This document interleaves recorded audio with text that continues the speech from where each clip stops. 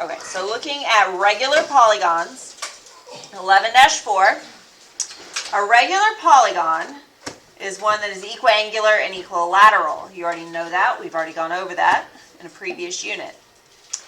But this gives you a formula for the area of any, because we already have trapezoid, kite, rhombus, square, rectangle, but anything with more sides than that, you would use this formula for a regular polygon. So then the center of a regular polygon is equidistant from each vertex. The vertex is the corners, right? And the distance from the center to the corner, to the vertex, that's a radius. That's where the radius is. And then there's this new one. That is the apothem, A. A is also from the center, but it goes to the side, flat side, and it is perpendicular to that side. That is A, lowercase a, the apothem. And you will use the apothem in this formula coming up. And then it also talks about the central angle made at the center of a polygon by any two adjacent vertices. So that would be the angle, such as like right here. That's where the central angle, but you also know that from our unit on circles, the central angle measure. I'll get back to that. We're not going to spend a lot of time looking at the angle measures. But with a hexagon, a regular hexagon, that comes into play because a hexagon is very special. It has, when you split it up into its triangles, like each one of these triangles, it's 60 degrees. And then if it's 60 degrees there, it's also 60 degrees here and 60 degrees here. Not on this one. This is a pentagon, right? But in a hexagon, and if you have all three angles of a triangle being 60 degrees, that means it's equiangular. And so then it's also equilateral. So that's special about a hexagon. All right? I'll get back to that in a minute. I want to go to erase that because I'm not talking about that with a pentagon. That's different. Okay. So now you know what an apothem is, and you know what part is the radius. Oh, I guess this is probably an obvious one, but I'm going to go ahead and mark it. The side. When I talk about a side, it's just from one vertex to the other. This would be a side S. So that's the three parts that you're going to be looking at or need to know for a regular polygon formula. All right, so now that we have to find the area of a regular n-gon. N is just any number. It's the number of sides of the polygon, right? So n is the number of sides. S is the side length, the measurement of the side. A is the apothem. Okay, so the n-gon can be split into n congruent isosceles triangles. That's kind of what I just showed you with that 60-degree thing. The number of triangles is based on the n-gon, the number of sides of the polygon. All right, and these first two things I'm going to show you, this is just how I'm getting to the formula.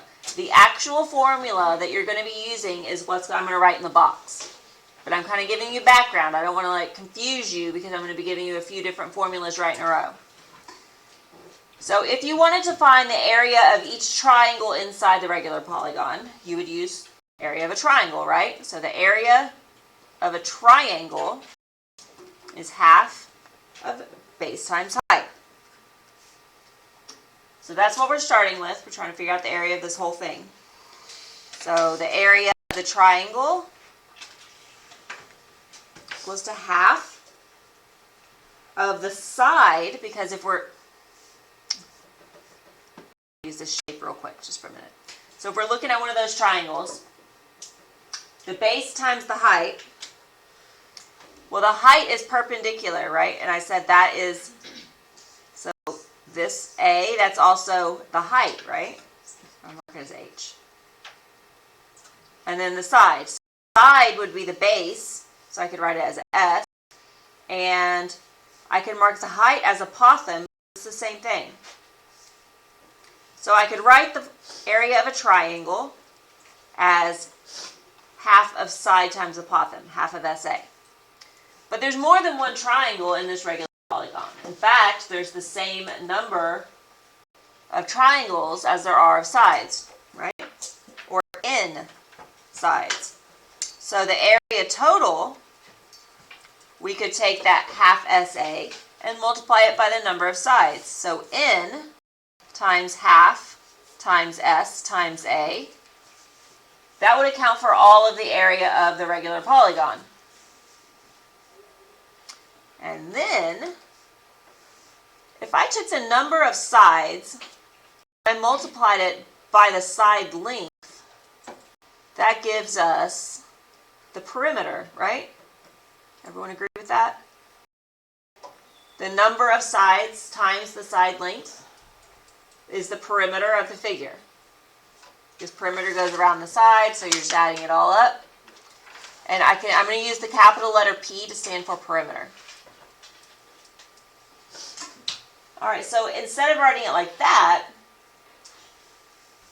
I could say that the area of the regular polygon is equal to half of the apothem times the perimeter, where A is the apothem, and capital letter P is the perimeter. Okay, again, I was just showing you those other formulas to let you know how I'm getting to this regular polygon formula. We're not going to go back and use them anymore. It's just based on we're taking that figure, splitting it up into triangles. So then if you find the area of a triangle and multiply it by the number of triangles you have in a figure, that would be the same thing as doing half of the apothem times the perimeter, which will be pretty useful. All right, so there's your formula for this section. Can I bother you for just a second? I have a student that doesn't have PowerPoint. Do you have an example of that project on a board? Yeah, okay. All right, so now looking at the examples on the back, the first one, again, I'm going to put the formula at the top of the paper because it makes it easier. Area equals half of the apothem times perimeter. This is my reminder of the formula. So we have a regular hexagon. Okay, so it told me hexagon, so I know the N value, or I could just count the sides. If it doesn't tell you what the name of the figure is, you could count the sides. But if it says hexagon, that means the N equals 6. And then I have an apothem of 15. That's my lowercase a. And then it gave me a side length. The side length is 17.3, so S equals 17.3. So that's what I got from there. It's also given in the picture, so this is S.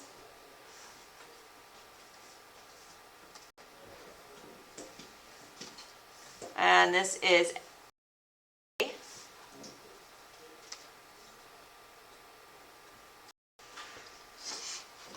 So I'm going to write my formula again with blanks. So the area equals half blank times blank.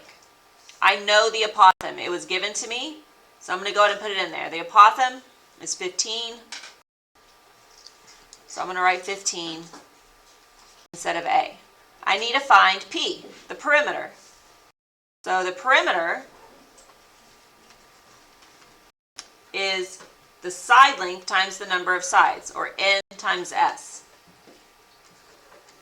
I know what N is, and I know what S is, so I'm just going to fill them in. N is 6, S is 17.3.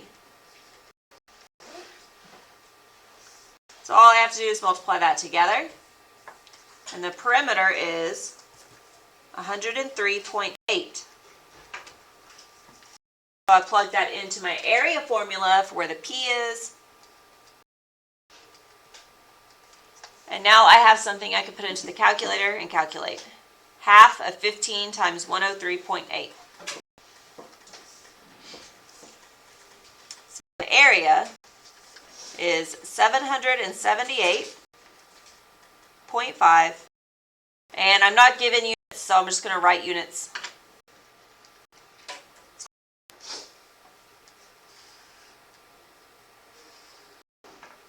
All right, so your assignment for today, your problems look like this example. You're given a side and you're given the apothem. But I have 2 more examples I'm still going to go through just to make sure you get this, because they're all pretty much the same. But your assignment, or you're given an apothem and you're given the side length. So number 2, there's nothing in the picture. It tells you it's a hexagon, or you can count 6 sides. So again, you know that n is 6. And this is the one that's special to a hexagon. And it has a radius of 10. So if the radius is 10, so from a dot in the middle, it's going to go to one side, and it's 10. So with any other shape, you wouldn't be able to do this, what I'm about to do.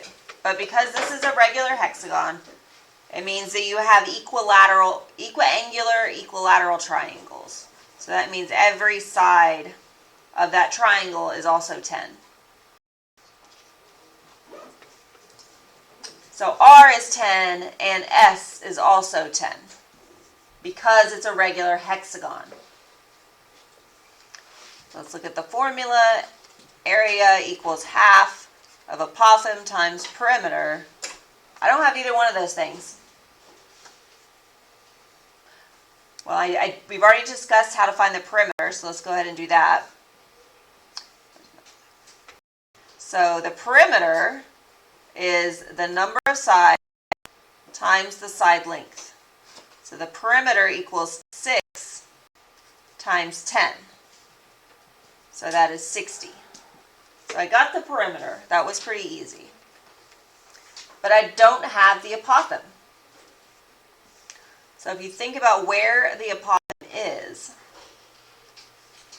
Is it a 10? Well, no. It goes to the center. It's perpendicular to the side. So it goes straight down the middle of that equilateral, equiangular triangle.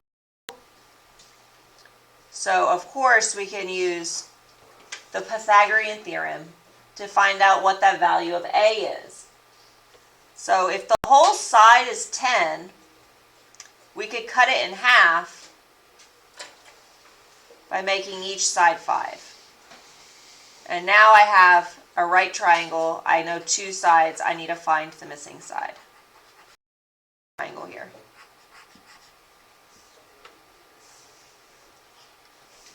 So the apothem squared plus 5 squared equals 10 squared. So A squared equals 100 minus 25, which is 75. So A squared equals 75. If you take the square root of that, then A, we're going to go ahead and go with decimals, is 8.66. So I found the apothem with the Pythagorean theorem. Since we're rounding to the 10th place for this unit, anytime you get a decimal before you get to your answer at the end, you have to go at least one more decimal place. So 8.66. And then I plug that into the calculator, and the area equals half. Oops. That is what I'm putting in the calculator. The area equals half of 8.66 times 60. So it is 259.8076. When I round that, I find out that the area is 259.8 units squared.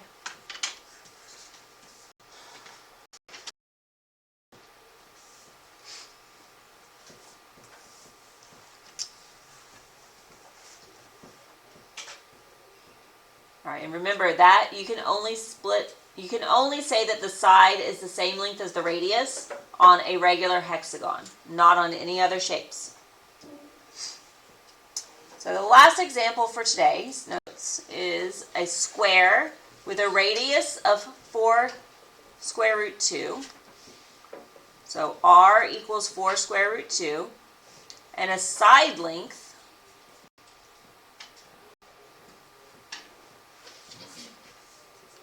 of 8. S equals 8. So the side length is 8, and the radius from the middle to a corner is 4 square root 2. So I have the same problem I had in the last problem, or the same complication. Area equals half of apothem times perimeter. I don't have either one of those things, but I can figure out the perimeter by the number of sides, 4, times the side length, 8. So the perimeter is 32.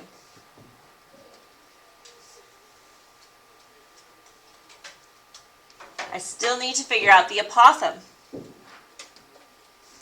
The apothem goes perpendicular to a side. So if I take the side length of 8 and I split it in half, each side is 4. Because that apothem is also a perpendicular bisector of the side. Because it's perpendicular.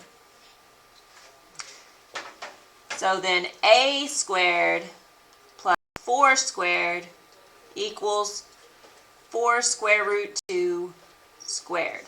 Now on this, 4 square root 2 will have to be in parentheses when you put this in a calculator, or else it will only square the square root 2 and not the 4. So if you have a radical that you are squaring with another number in front of it, you have to put it inside parentheses, or your calculator will not do what you're wanting it to do. So a squared equals 4 square root 2, quantity squared, minus 4 squared. So a squared equals 16. Square root of 16 is 4, so a equals 4. So the apothem has a length of 4 units. And then from there, we just multiply it. Half of 4 is 2. 2 times 32 is 64. So the area is 64 units squared. Now you may have looked at this problem and said, why on earth would I use that formula to calculate the area of a square when you gave me the side length? And if you thought that, good for you, because you're right. You could have just said that this is a parallelogram and the area equals base times height. And since it's a square, all the sides are the same length. So this is 8 times 8.